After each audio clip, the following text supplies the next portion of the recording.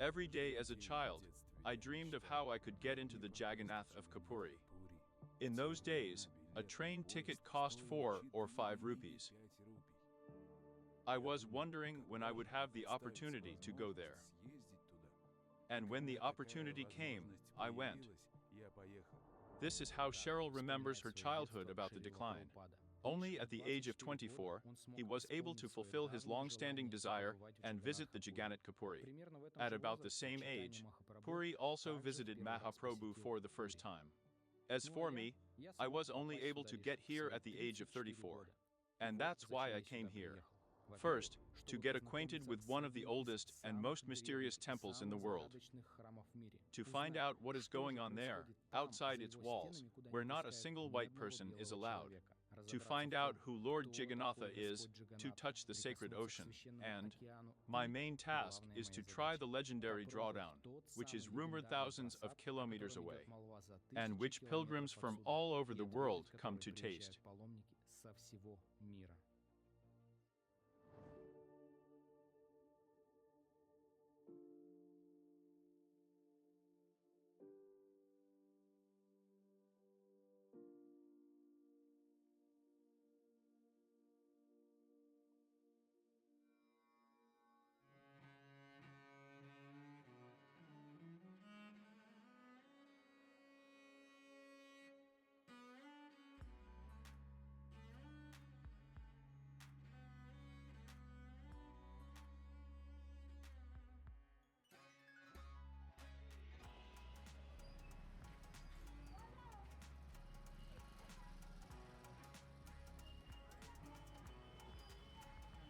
Puri is an Indian city in the state of Orissa. The city is built around the world-famous Jagannath temple and is one of the most important pilgrimage sites in India. In order for you to understand the power of this place, I will say that in the Sastras, in the Vedic texts, it is indicated that a person who once visited Jagannath Puri is never born in the material world. And Srila Vasudeva, who is the author of many books of scripture, mentions that visiting Jagannath Puri is equivalent in its power to visiting all the holy places. I must say that such luck is not accidental at all. It is believed that it is possible to get here, to the Jagannath of Puri, with all the benefits that follow, only after a lifetime of severe austerities. So we rejoice in our luck and enjoy the results of our labors, even if we do not remember them.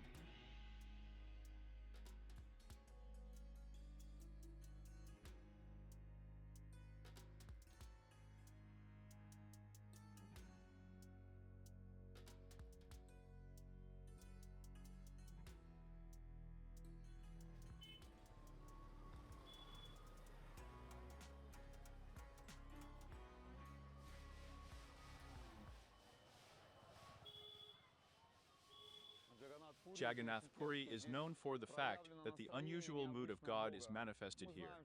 We know that the most sublime feeling that all people strive for, even in the material world,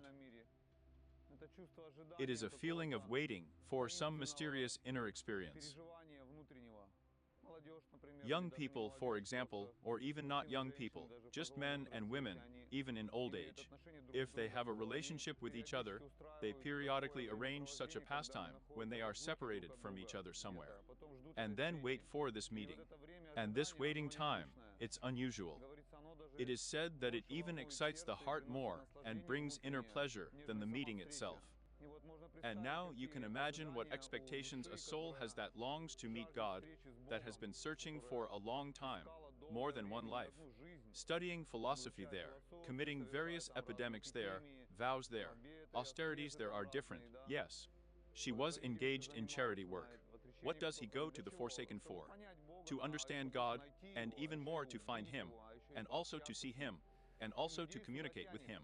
People are drawn here, and as the scriptures say, God Himself says that I am in the heart of all living beings, and I direct their wandering. In other words, He directs all living beings. There are people who, to some extent, are already, as it were, ready for this meeting, and He directs them here from the hearts of these people. People may think I'm going to India, to the ocean there, for example, and many people are attracted to the ocean here. But it is He who directs them from the inside here, to the ocean. And when they come here, they think, oh, this is an unusual ocean, not like all oceans. There is something so mysterious and unusual about him. If you go out in the morning, like now, for example, there is still a little bit, but to go further there is a huge. There are hundreds of thousands of people on the ocean. They just don't swim. They just sit and watch this whole beauty. This spiritual energy. Yes, what pulls them? This separation from God. They feel that He is somewhere nearby, you can feel Him. It is for this reason that the court of people is attracted to the whole world. But this is one of the reasons why people tend to come here.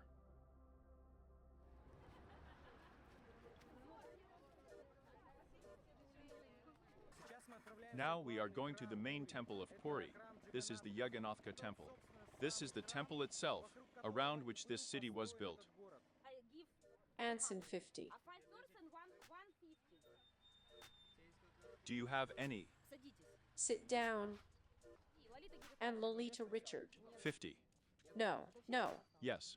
Is that all that's left? And where are the money betrayed?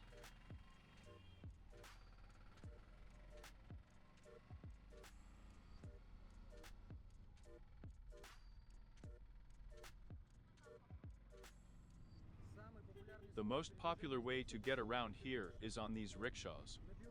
6 or more people can get into such a small minibus. Here we have exactly 6 here right now, but as the locals tell me, they can pack up to 15 here. 15 people in this box. I can't even imagine how it is.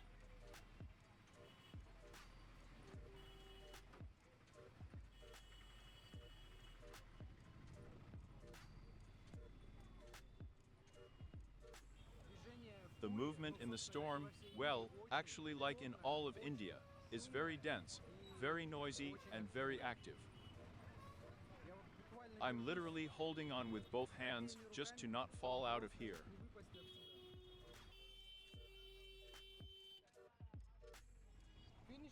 Finish. I'm alive, I'm alive. A faint shadow, she. No, no. Is this the territory of the temple already? No, it's still a street, 800 meters to go there. 800 meters.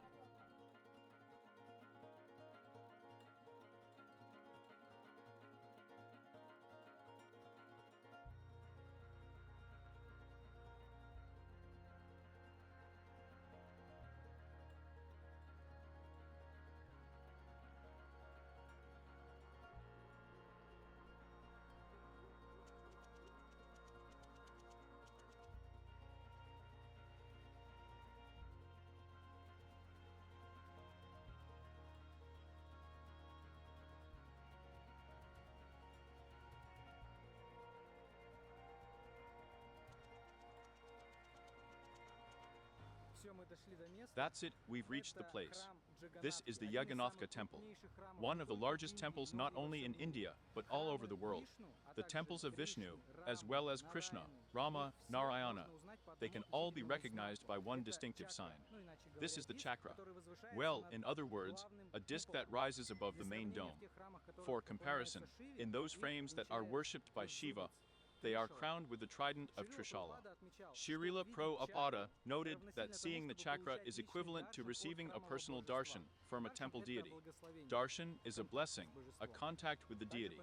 Also, in addition to the chakra, we can see the flag here. Every day at noon, a special pujari rises fearlessly to a height of 65 meters and changes this flag.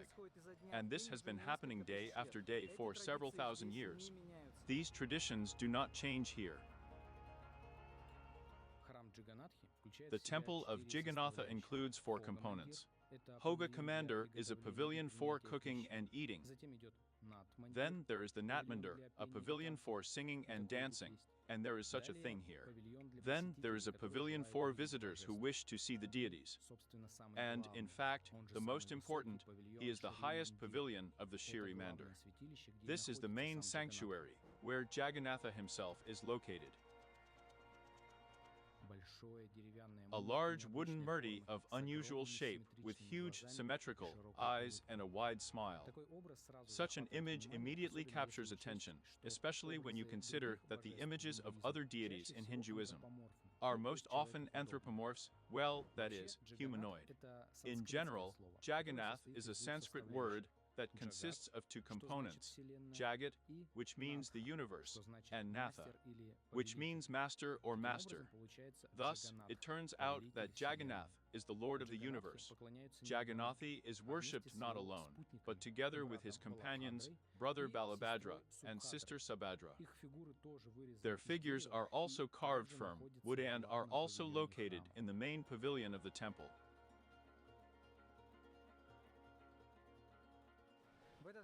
A huge number of pilgrims from all over India go to this temple. It is open to them almost all day, but it's impossible for white people to get there. In other words, I'm standing right at the main entrance to the temple right now. But the highlight of this situation is that I can't get inside in any way. They just won't physically let me in. And all because I'm white. People with a white face of Western birth are not allowed there, because it is believed that people were born in the country of the Milch.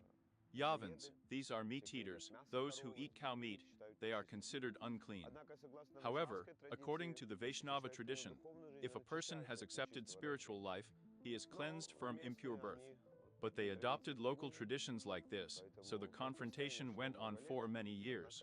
But they still do not let light people with white faces in. It's not so easy to get in there. The security is very serious. Moreover, the guards, although they are armed, but they are not guarding with weapons. They can see it from afar, they don't check passports there. There, you didn't take this one into these. No, they don't ask anyone for a passport. They have powerful spiritual vision. God has given them the authority to see. And they're watching. What do they see? The quality of character is seen. If you see that this person is immersed in worldly life, he has many bad, sinful desires. They see them. That is, they have such a scanner. They see them, they say, you can't enter. And they don't let me in. And this habit, it has entered. Well, as if it were not a habit, as if this principle, he entered so deeply into this culture, that even seeing a person with good qualities, if he is not a Hindu, they will not let him in either. Well, as an inflection, let's say. These are the costs of this materialistic civilization. This is the first reason.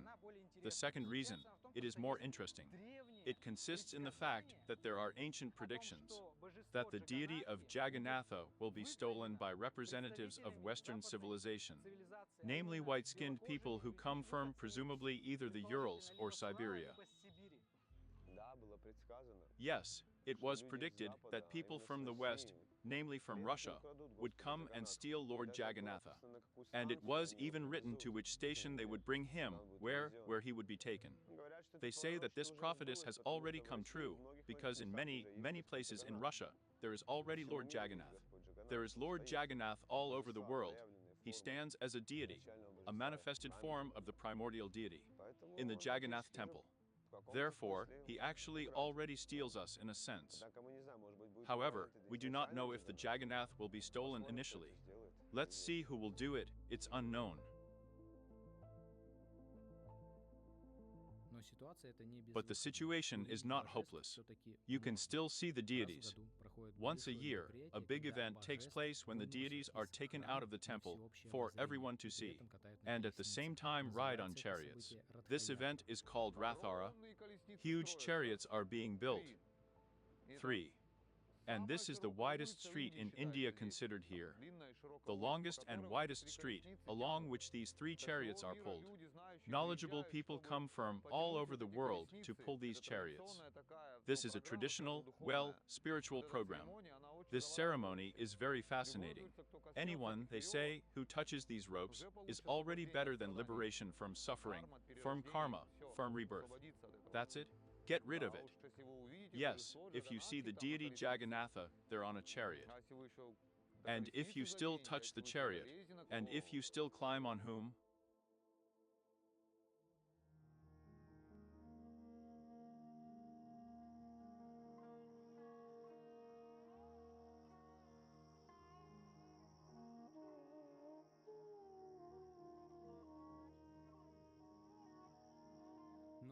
But what makes this temple special is not only its age, architecture, and large-scale ceremonies, but Also absolutely incredible, I'm not even afraid of this word, magic kitchen. A special aspect of the relationship with God is the way they feed him. And he eats something that is almost impossible to see anywhere else in the world, how God eats. Yes, many people don't even think that he eats. Because many people don't even know that there is a God, most people. And if someone knows that he is God, then they do not know what he is. Just a level of faith. Yes, there is a God and that's it. And if someone knows that he is, as it were, they can roughly imagine what he is, how huge he is, how powerful. And to say that he eats something there, a lot of people don't even realize it. They don't even think about it. But those souls who build individual relationships with God, as with a person, they also understand that this is a person. And he probably also has, like, well, the need to accept love through food. For example, parents feed their children at home, not just because they are hungry. This is a manifestation of love, to cook delicious, beautiful. Therefore, relationships are also being built here. They feed him, God. Them. It's not that he's hungry, the whole world feeds him. And all the food, it belongs to him. And he's not hungry. But he accepts this love, as devotees prepare and offer it to him with love. And he accepts it. Then the food becomes spiritualized. Jagannatham cuisine is the largest in the world. 1,000 people work here every day. Of these, 500 are chefs, so-called from the headlights, who are allowed to work on stoves. They have assistants. The first assistants, there are about 300 of them, can go into the kitchen. Basically, they light a fire, bring it from the temple wells into the water, wash, clean clay pots, and then fill them with ingredients. A group of second assistants, of which there are 200 people, cannot enter the kitchen. They work in front of the kitchen. They wash ingredients, cut vegetables, grind coconuts into powder, and so on. There is also another group of servants, mahasvars. They carry clay pots with food from the kitchen to the place of offering to the Lord. All kitchen workers begin their training at the age of 12 after receiving Brahmanical initiation. This, you know, is not some kind of side job. They carry out their service throughout their lives. Well, or until their bodies become too old, weak to perform their duties. The process of cooking for Lord Jagannath is a sacred ritual. It is performed in compliance with the age-old standards of cooking without electricity and without any machines. Also, the same requirements for ingredients have been observed for many centuries. They must be environmentally friendly and produced in the area. These and many other standards have not been violated in the last 2,000 years. You won't find such dishes anywhere. They don't feed you like that. I just feel something from another culture, universe, from another reality. Therefore, there are many legends about his cooking. No one knows for sure. Kitchens are arranged in a certain mystical way. These furnaces, they are made in the form of amber. The fire was lit. It is not known when. It is believed that Lord Brahma himself lit this fire thousands of years ago. Therefore, an ordinary person does not accept this cooking process. We just put it on the pan, and that's it. We cook food. That's it, so they congratulated the potatoes on the fire. Here it is a special meditation of the whole city. And then this drawdown, they feed about 300,000. It seems there are enough people to eat. Can you imagine? Unimaginable. There are no analogues in the world of cooking.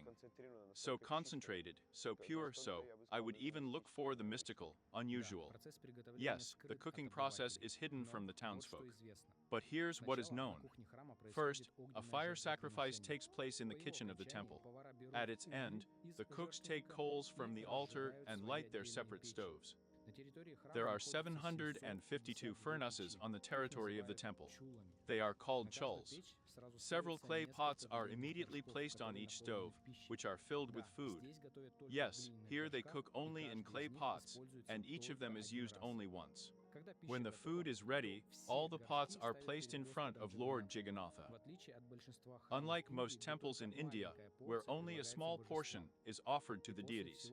And after all this, the chief Brahmin looks into a special vessel in deep meditation. If Jagannath's smiling face appears in the water of this vessel, then everything is fine. The offering is accepted. If not, then all the cooked food is thrown away, and they start cooking again.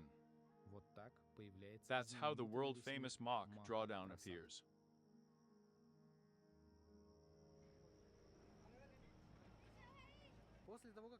After the drawdown is ready, it is taken out to a special area, an area called Ananda Bazaar, a bazaar where he sells divine bliss. This bliss is actually a drawdown. This drawdown is bought here by local buyers, and after that it is taken out of the temple territory and taken to end consumers. Well, in particular, we are. The drawdown brings us in special clay in pots directly to the hotel where we already taste it.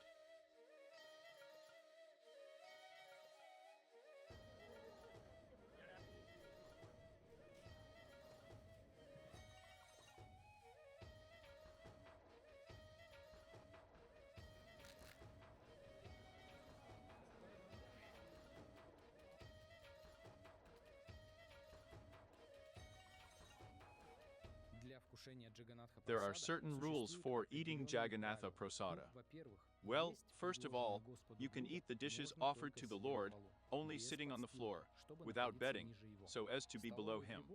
Cutlery cannot be used. You only need to eat with your hands. Well, to be more precise, only with the right hand. And of course, it's important to be in the right mood. Eats very reverently, that's something valuable, very expensive.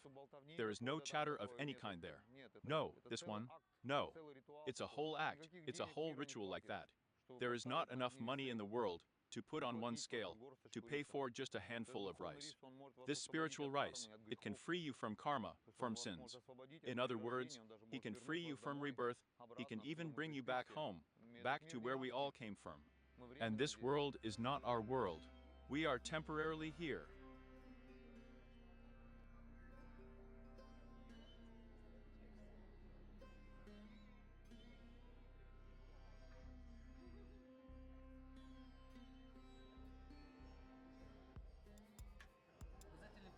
Index finger, I'm participating. You know, I have the whole brush involved, elbow deep in my case. The experience of eating with your hands, of course, is still a pleasure. At least it's not the first time in my life, but I'm doing it without success. After you have eaten, you should not leave a crumb. Your hands are thoroughly licked, and when you rinse your mouth, the first time you rinse, you swallow what you have rinsed, and only the second time you spit. Here's a sample of a good example of how to finish eating for yourself. The facade must not be left behind, everything must be eaten to the last rice, licked, fingers are all clean. That's not what I have.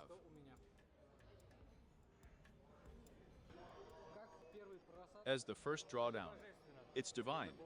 I've never eaten such a drawdown in my life, and probably never will. Just a cannon. I can't eat enough, I would still eat and eat. Me. That's the lightness, you know, there's no such thing that you just eat some ordinary food, but some kind of heaviness. Here I am ready to eat as much more, it seems to me. Straight, very light food, it feels like it's blissful. I don't usually eat rice. Not enough. A couple of spoons. 2 times they brought me rice. I ate such a hill. Then it's necessary that I didn't finish the rice next to her.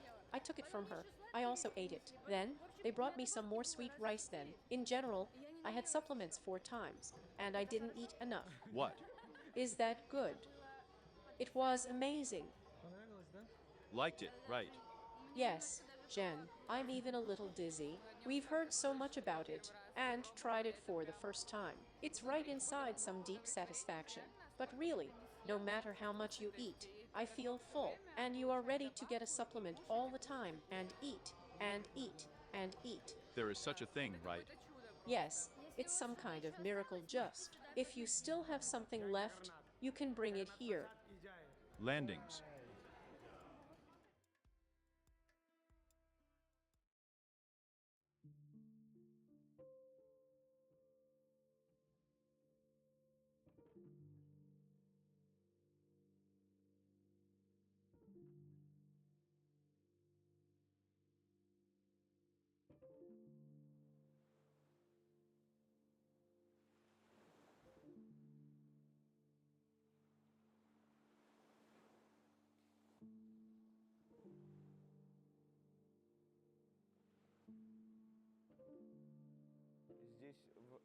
Here, in this place, in this area, the Lord himself was washed by reading. Therefore, this place is especially powerful, this ocean. The Spirit of the Lord, which was washed, was preserved in the ocean, in this area. And when we take a bath in this ocean, we seem to accept the protection of this Spirit of Krishna. Therefore, his power. If you go further there is not such an ocean there anymore. That's it. A small area. Any person who washes here will inevitably find love for God in due time. Everyone in due time will find this love for God, which he is looking for. That all living beings are looking for love of God, not even looking for God, but love for him. Why is it said that God is love? Orthodoxy is the first commandment, love God. It will love. We put the emphasis on the beloved, not on God, but on the process of relationship with him. And this is exactly what manifested itself here. The Lord here was constantly in this mood of love for him. And the ocean took this form here, this energy, that is, this atmosphere, power. That's why they say it's liquid love.